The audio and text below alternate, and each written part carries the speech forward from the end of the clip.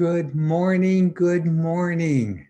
My name is Reverend Ron Card, and I would like to take this opportunity to welcome each and every one of you here this morning. This is the Sunday morning message, and it is sponsored by the Centers for Spiritual Living Carlsbad in Carlsbad, California. And I'm excited. I'm just ecstatic to do the talk this morning because I'm in Maryville, Tennessee. I finally made my move. My wife and I, we got here about a little over, not quite 2 weeks ago. And we've just been trying to settle in. And this has been my first talk probably in a good couple of weeks. And this morning's talk is going to be a little different. I'm talking about something that I could talk hours about.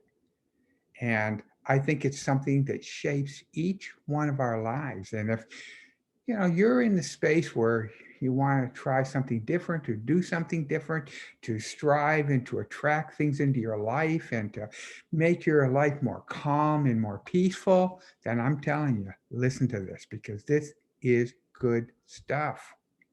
I'm going to be talking about cause and effect. And just those two words alone can shape your life. I'm serious about this. And I started thinking about this weeks ago when I saw the name cause and effect. And I thought this would be a great thing to talk about because, we look outside of ourselves. We even look at other people that shape our lives for us or to put us in a direction. But do you realize that everything happens from right in here, from you? You are responsible for your life. So just hang on to your seatbelts because this talk, I think, is really a good talk. And you'll probably hear some different noises here and there. My wife, Linda, she's upstairs. She's taking her shower. No birds. The birds are gone.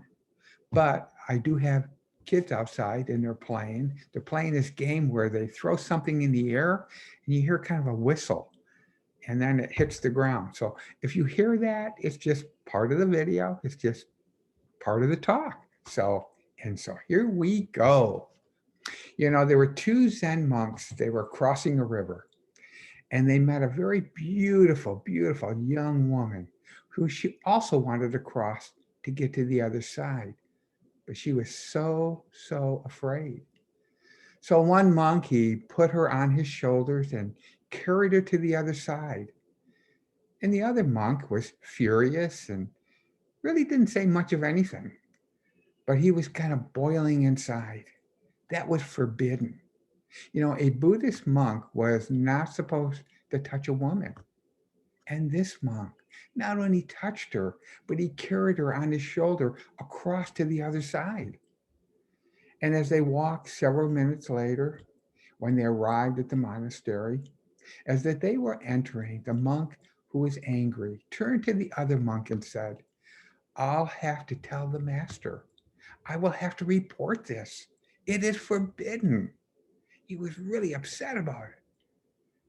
"And what are you talking about? What is forbidden?" said the other monk. "Have you forgotten? You carried this beautiful woman on your shoulders," said the angry one. And the other monk laughed and then said, "Yes, I carried her, but I left her on the other side of the river several minutes ago. Why are you still carrying her?" Well, that's a good metaphor because is this not what we do?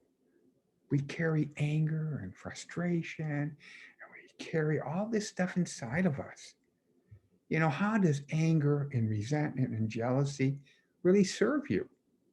Yet we are overtaken with these feelings. We mull them over and over in our minds until they become our reality. When you're angry at somebody, notice how you just carry that every time you see that person, every time you hear their name or a name similar, it just kind of just foams up inside. You carry it with you. Anger, rage, and resentment and envy and jealousy.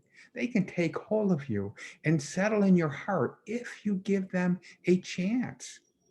But this morning, we can change that. What we must begin to do is to let go of everything that does not serve us. I mean, after all, how does anger serve you? Or how does frustration or jealousy or envy, how does that serve you? No matter how great the offense is, if you are not able to forgive and to let go, bitterness will live in you. This is the result of the anger, of the rage, of the resentment, of the envy. Why do we want to entertain these thoughts and feelings? If you think you're getting back at somebody, the joke is on you because you don't. Think long and hard about this. You are the one that pays the price. I can remember when my brother gave me a car, and I tried to fix it up and get it to run and stuff, and I was having troubles, and I figured, oh, this is too much time, and I gave it to my son-in-law, and he took it to school because they were doing shop in school. And when my mom found out, gosh, I'll tell you, she was mad because she felt I should have told her first. I should have asked her if she wanted the car or if my brother wanted it back. And so for a long time, she wouldn't talk to me. But you know what? I mean, yeah, it bothered me, but she was carrying the burden. You got to let that stuff go, you know? But in letting that go, how do we do that? How do we free ourselves from this? In this teaching science of mind, there is a powerful good in the universe that we can use. And the good thing is this power is always with us. It stays with us. This power is within not only me, but it's in each one of you. It's within everything. And we must tune in knowing that there is a sanctuary within each one of us to which we can turn to at any time. This is the ideal place to step back, close your eyes, relax, calm down, and visualize the light of God that permeates within each one of us. In this way, we will maintain a calmness and we stop reacting and multiplying our unhappiness. That's why I feel it's so important this morning, those two words, and to talk about this cause and effect. I think that the one thing that we all love to do and we have strived to do is to control our lives and let our lives unfold the things that we want to attract in it. And we do have this power and we can do this. It is a simple thing of cause and effect. I kind of look at it, when we first decided we were going to move and we're going to get boxes and packing and all that stuff. And we were going to do our own packing. Well, our mind is almost the same way. We do our own thinking. So anyways, what I did was I tuned in and listened to a few packing programs on YouTube, learning how to pack and mark each box and color tag each box and stuff. And I'm glad I did because what it did was when I got here, it made it easier for me to have the truck unloaded. I knew exactly where the boxes were going to go. I knew exactly what was in the boxes, what room. It was so easy. Yeah, we still had to do the work of unpacking, but at least we were in the right room and we were unpacking the right boxes. It made a big difference. Every time we think a thought, every time we utter a word, we put energy in motion. The effect of how we feel, what we attract in life comes from this energy, which is the effect of the things we see and say. There's nobody else. There's nobody else that's going to do this for us. We do this for ourselves. My life is about me. Your life is about you. Another way to looking at this is cause is that which causes or produces an effect. And the effect is the product of the cause. Do you realize that every manifestation that we have in life is an effect? It's coming from somewhere. It's coming from inside of you. It's coming from your thoughts, your feelings, your beliefs. Everything we perceive with our physical senses is an effect. And think about it. Everything you see, the table, chairs, floor, trees, everything came from inside of here first, came inside of here. I think it is very essential to observe ourselves in order to desist from experience compulsive emotional behaviors. And this is achieved by replacing automatic thought with seasoned thought. You ever notice how we are reactors? We react at everything and we do it spontaneous. It's like someone says something and you're right there. We never step back. We never think about it. We never give it another thought. And this is what we need to do because this kind of thinking, it's being a reactor that you push things away from you. So in other words, instead of being a reactor, you step back, take a deep breath, go to that sanctuary within and become calm and visualize spirit. Just feel spirit. Because let me tell you, it will be a lot different than just simply reacting. You remember what you say, what you speak unfolds in your life, not theirs. This is all about you. The only life you can control is your own life. And you're the only one responsible for it, no one else. We can live our life from a position of power, knowing that we come from a higher place and that there is an intelligence behind our existence. We are spiritual beings. We have a human experience. You know, every morning when I get up, I say an affirmation and I want to share it with you. Maybe you'll get the same results that I did. But I firmly believe this. I believe I am a co-creator of my life. I am a live participant of my life.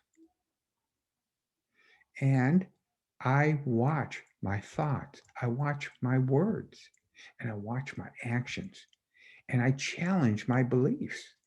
This is what I do. Although the principle we live by in life is invisible, we see their effects everywhere in our lives, in our world, and in our universe. Our use of the principle does not change it in any way. Principle is always there, ready to respond, make itself known in the visible world by the results of its activities. The principle is invisible and is first cause, and the result is visible and is the effect. So, how do we go about doing this? You know, how many times have I wanted prosperity in my life? But then I'd be talking to somebody and telling them how broke I am. Oh, I'd love to be prosperous, but I'm not.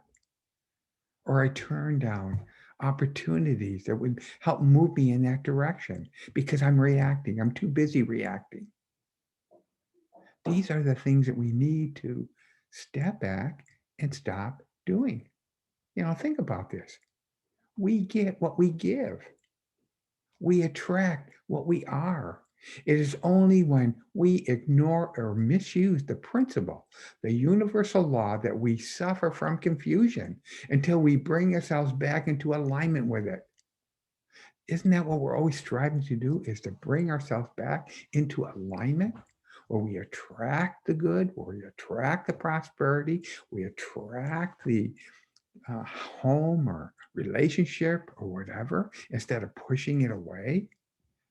This is what we constantly try to do in life, is to be in alignment, to be in control and to attract those good things in life and move us into healthy, positive directions of growth. It is the conscious thought and the subconscious beliefs that are the essential causes of our feelings and our emotions. I am the co-creator of the conditions in my life, whether they be good or bad. It is my choice. That's the thing. We each have choice in life, and we don't see those choices. We don't give ourselves time to see those choices. We're too busy reacting. We're too busy trying to prove we're right or that we're more. And we don't have to do that. The power of God operates through the energy that our thoughts emit. So what do you think? What are you thinking? Not necessarily now, but next time you're angry at somebody or next time you're reacting at somebody. Okay. If the power of God operates through the energy of our thoughts, well, guess what? You always get what you want.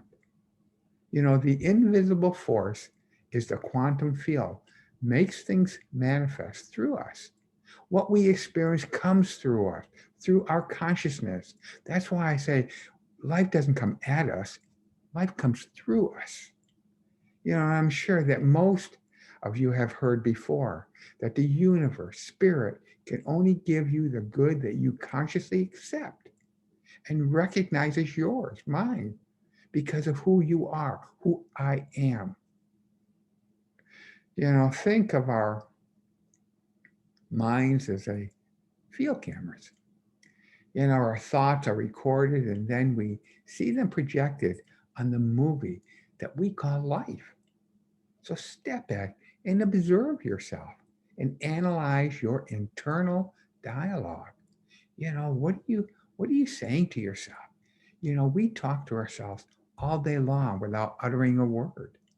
Those little thoughts of, oh God, look at the way she's dressed.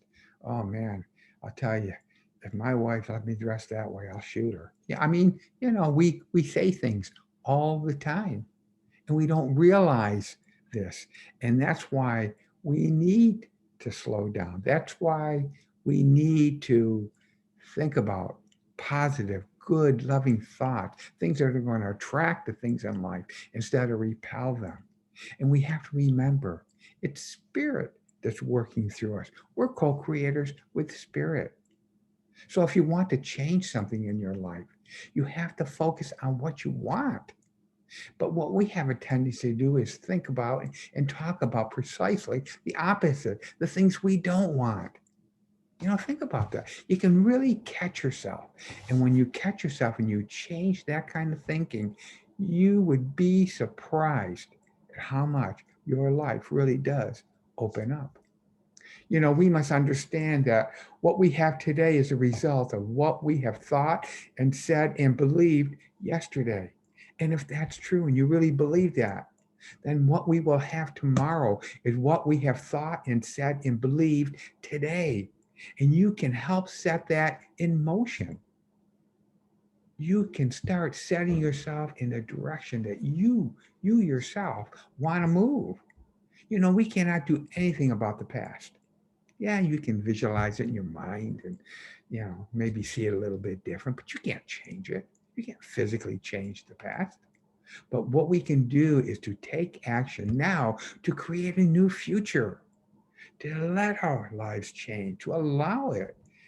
Feelings can be unpleasant and painful, and emotions can be positive and negative. But both feelings and emotions are effects caused by our underlying beliefs. Only by working on the cause, the effect will change. You know, I I didn't get that when I first got into this teaching, but I do get it now because effects they come from cause and I can change the cause. All I have to do is think different thoughts. And it is a little bit of work because as you begin to think those different thoughts, What you do is you start forming a belief, you start forming a habit, you start forming and moving in that direction, and things will change. But you have to be patient. You have to be patient and work with this. When I first got into science of mind, we call it religious science, but when we first got into science of mind, I'm here to tell you, they told me it was a lifelong teaching. This is something you're not going to sit down and do for 10 minutes, or you're going to take one, 10-hour class or 10-week class or whatever, and then you're done. This is something you do all your life. I am constantly learning. I am constantly reflecting, you know, and learning more and more about me and about the way I think and how I attract these things into my life, how I have changed my life. Remember, life just doesn't happen to us. We make it happen to us. We have come to elevate our lives through the Spirit by connecting ourselves to the divine Spirit. God is not an object of worship, but a presence dwelling within us. I've gone through a lot of things, a lot of different religions and beliefs, and nothing really touched me. Nothing really tugged at me or pulled at me until I got into this science of mind, because it makes sense for me that God is right here. God is that presence, that essence. He's not a person. He's an essence. He's an energy. And it's that energy. And when you say that we were made in the image and likeness of God, I mean, this makes it so much more possible, because I know that essence or that energy is right within me. We must begin to live with wisdom, expressing the best of ourselves at all times, living life from the inside out. That's what's important. In conclusion, what you are, what you choose to be. You are demonstrating it all the time. Step back, see what it is you're demonstrating. Your way of communicating, your attitude, your actions, your life, your reality are the fruits of your consciousness. So, where are you in consciousness? And how can you change that consciousness to be more fruitful for you, to be more at ease, love life, allow life to work with you? Do you realize that the oneness with God is the greatest and important revelation that there is? If we don't know ourselves, how can we know anyone else? People seek and run away from many things, and they do not understand that what they seek outside, as well as what they run away from, is actually inside them. And once we begin to realize all this, once we begin to look at cause and effect, once we begin to realize how we act in the world, the things that we're thinking, let me tell you, your life too can change. I have never been happier. I kid you not. I love my wife. I love life. I love my belief. I just, I think for me, I mean, I feel I'm the richest person right now that there is. It is the consciousness where all the programming is engraved. And what we seek, the love, the happiness, are already within us. They are what we already are. We just have to recognize it. We just have to believe it. We just have to allow it to unfold through us. God is the principle of life, and his law is love. And only when we live connected to God, we will be connected to love, because God is love and God is law. I want to thank you for joining me this morning. I could go on. I really could. I love this stuff. I love cause and effect, because it has been a very biggie for me. One of the ways that I've shaped my life is to really watch the cause, really watch what the effect is.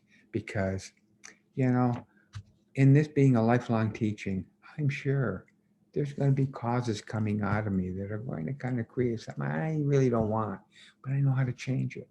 I know how to tweak it. And that makes me to pay attention more to my life so I can be the captain of my ship.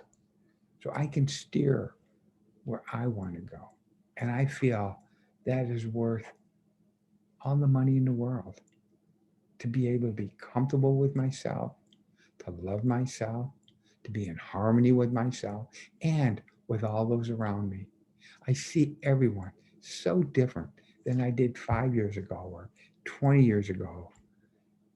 And just, I'm glad I had the opportunity to share this. So thank you for that. And I hope you have a great rest of your day. And join us next Sunday for the Sunday morning message. And I think I'm going to be back in 2 weeks, and I can't wait. So I will see you then. So have a nice day, and thank you.